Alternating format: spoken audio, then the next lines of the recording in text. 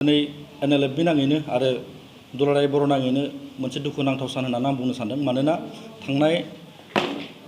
थांनाय मोनाबिलि समाव जोंनि क'क्राझारनि सान्दामारि NLFB डेजिगनेटेड केम्पआव थानाय माखासे सेंग्राफोरखौ केम्पखौ खालि खालामनो थाखाय आसाम पुलिसनिफ्राय थांनानै बिथोन हैदोंमोन। दा बे बाथ्राखौ लानानै जोङो दिनै दुखु मोननाय फोरमायदों आरो बे दुखु मोननाया जों NLFBनि थाखायल' नङा, साफ्रोम बर'फोरनि थाखाय। जोंखौ केम्प खालि खालामनो थिननायनि आन्दोआव सोरनि मा दिनै सेंग्राफोरा जोंना बहा थाहैगोन? सोरनियाबा दिनै न'आवहाय बिसिनायानो गैया, सोरनियाबा दिनै न'आवहाय गाव उन्दुग्रा खथायानो गैया आरो केम्प खालि खालामखांनायनि उनावहाय जोंनि सेंग्राफ्रा न'आव थाहैनानै मा मावनानै जानो? हा दङ, मावना जानो थाखाय थाखा गैया, बायदि बायदि जेंनाजों जोङो मोगा मोगि जानो गोनां जागोन। दा जोंनि लुबैनाया बेसो NLFB आफाद हिसाबै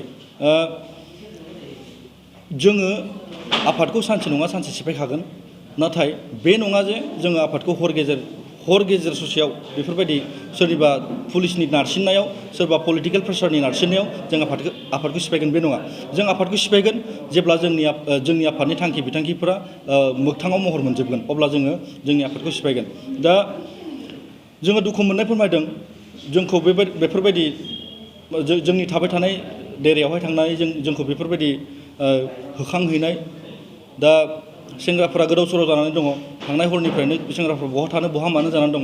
दा आङो बेखौसो बुंनो सानदों, दिनै जायफोरा जोंनि सेंग्राफ्रा मैया केम्पनिफ्राय ओंखारलांनानै बायदि बायदि जायगाफ्राव दङ, बै सेंग्राफ्रा दिनै गाबोननि गेजेराव जुदि माबा मोनसे जाथायफोर मावोब्ला बा माबा मोनसे गिदिर क्राइमफोर मावोब्ला बेनि रेसपन्सिबिलिटिखौ सोर लागोन? दा जोंबोथ' आउट अफ कन्ट्रल जानानै दङ।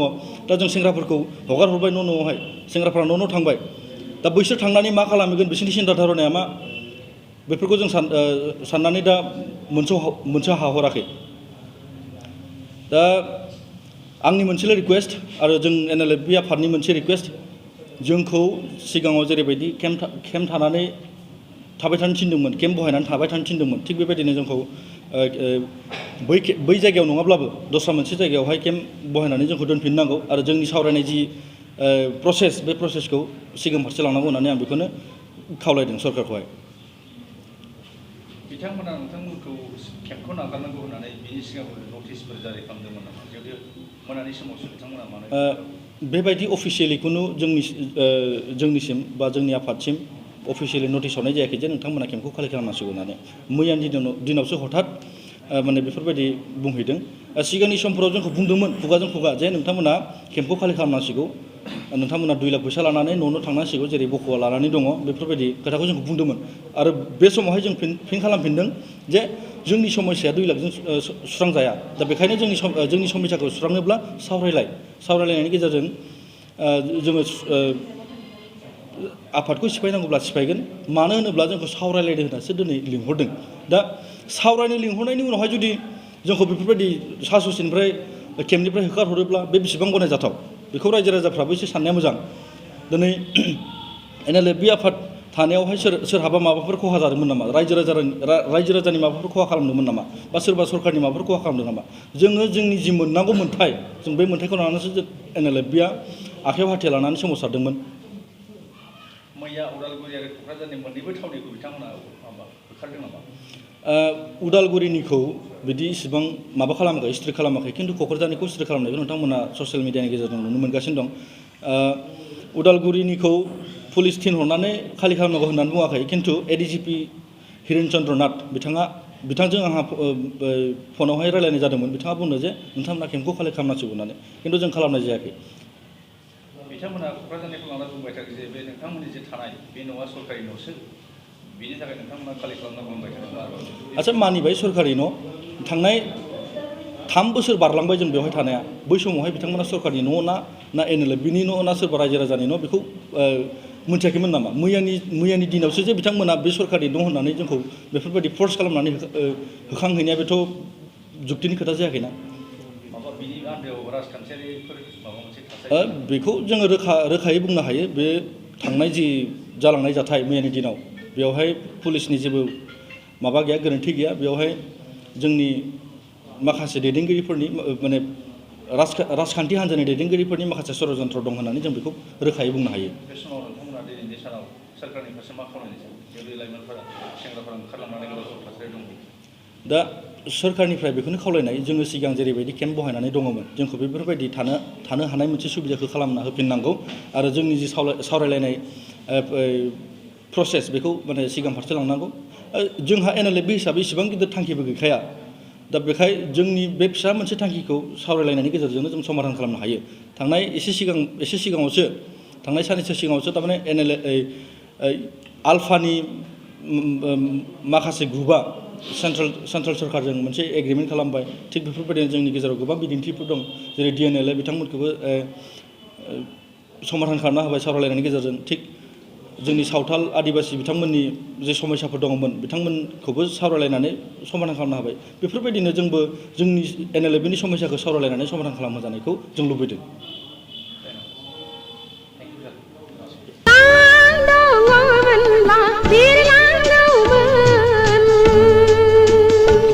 बर'नि गिबिसिन आबुं बर' सावथुन आलायारन सावथुनखौ नायनो हांखुर जानानै थानाय रायजो राजाफोरनि थाखाय गोजोनथाव खौरां।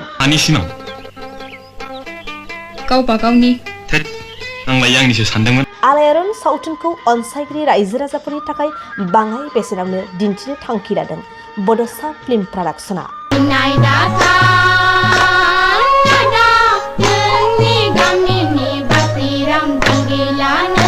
रायजो राजाफोरनि खाबुनि थाखाय क्रिसमास आरो इंराजि गोदान बोसोरजों लोब्बा लाखिनानै गोदान बोसोर 2024 इं मायथाइनि 2 जानुवारिनिफ्राय 20 जानुवारिनि गेजेराव बड'सा फिल्म प्रडाक्शना आलायारन सावथुनखौ बाङाय बेसेनाव रायजो राजाफोरनो दिन्थिनो थाखाय आखायाव लादों।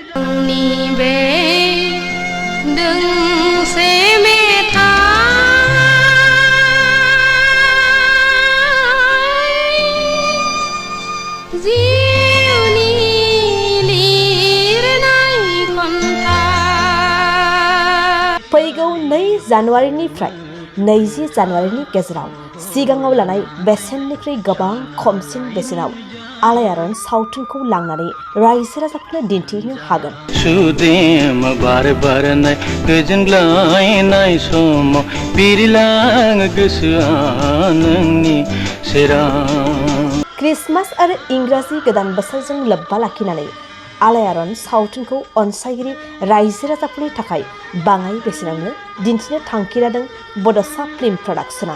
कुन्जेनि खैसाराव नोंथाङा गासनबाय, नोंथाङा गावनि खाफालखौ जाबाय। हाखौ लामारनो नाजायोब्ला बाथ्राया गाहाम जानाय नङालै।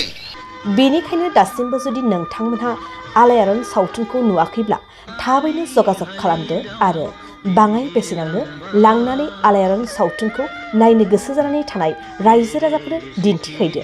नों खालि आंनो 500 रांल' हर, हाया फाक्का।